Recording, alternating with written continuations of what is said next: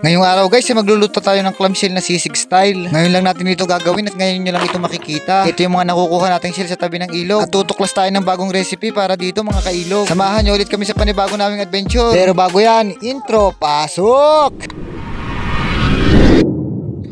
Ngayong araw guys, makunguha ulit tayo ng lamang ilog.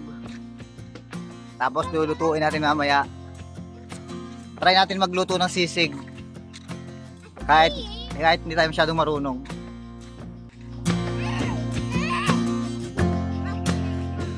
Si Baby Shark, hi! Ngayong araw guys ay araw na naman ng linggo at wala na naman pasok si Kailog. Kaya maghahanap na naman tayo ng mga lamang ilog para ulamin natin ngayong tanghalian. At dito nga makakasama natin si Baby Shark at saka si Baby Dikya. At pagkarating natin sa spot wala na tayong sinayang na oras, agad tayong nanguha. At kung makikita nyo nga halos saglit lamang, marami agad tayong nakuha. At dahil nga pangkaraniwang luto lamang natin dito ay ginisa, adobo o kaya ay inihaw, ibahin naman natin ngayong araw. Kaya naisip ko sisig naman kaya ang ating lutuin ngayong araw mga kailog. At bago nga kami manguha dyan, nanghiram muna ako kay Ayaman ang ating paglulutuan, yung sizzling plate. Papatay naman lato-lato ko.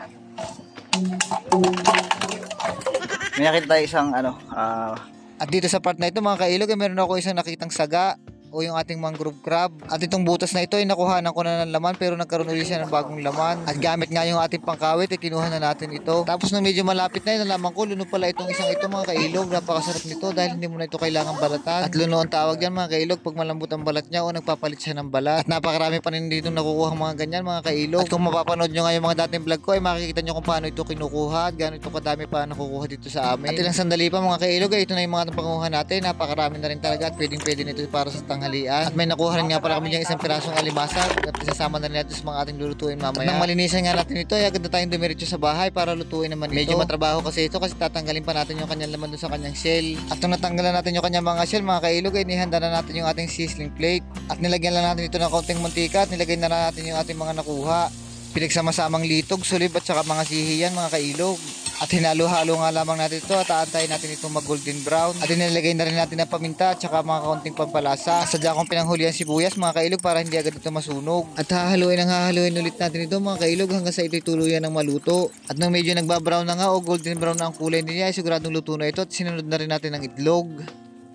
At hahaluin lamang uli natin pero wag na nating tatagalan at baka masunog yung itlog. At matapos nga ang ilang minuto mga kailog ay hinango ko na ito at ipiprepare natin ito para sa ating tanghalian. At talaga namang nasasabik na akong tikman itong ating inimbentong luto mga kailog. At ito na nga mga kailog yung finished product nung niluto natin ng mga clamshell. Tatawagin natin sa pangalang clamshell ala sisig style.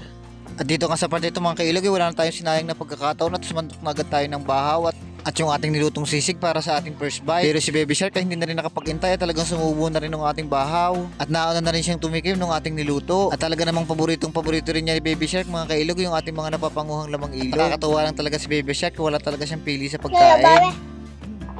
First bite. At nang tinikman na natin ito mga kailog ay grabe talaga, medyo matabang. Pero sinadya natin hindi ito lagyan ng masyado na pampaalat mga kailog dahil meron nga itong natural na alat. At ang magsisilbing ng pampaalat na ito ay titimplahin nating toyo. At dahil wala kaming available na kalamansi ay meron naman kaming dalandan sa gilid. Kaya yun na lamang ang ating inilagay. At grabe, ayos na ayos din pala talaga ang lasa nitong sisig na niluto natin mga kailog. Meron na naman tayong bagong recipe na natuklasan mga kailog at sigurado ako mauulit ang pagluluto ko nito sa mga susunod na araw. At dahil nga na-enjoy ko dyan ang pagkain mga kailog ay halos nakalimutan ko na yung nakuha nating saga at yung ating alimasag. At munti ko na nga palang makalimutan mga kailog na ipakilala sa inyo yung aking nasa kanan, si Talakitok at siya ang aking ex-girlfriend na ngayon ay asawa ko na. Uy, sana all. At hindi naman sa pagmamayabang mga kailog ay dito sa bahay ay ako ang batas. Sayang ang tato. Biro lamang yun mga kailog at bago pa kung saan mapunta ang ating usapan, magpapasalamat ulit ako sa lahat ng mga nanood. At dahil nga nakaabot ka na naman sa bandang huli ng video ito, maaari ba akong humiling uli ng isang komento o isang share? Maraming salamat po ulit sa inyong suporta. Hanggang dito na lang po muna uli ang ating video. Have a nice day and God bless you all.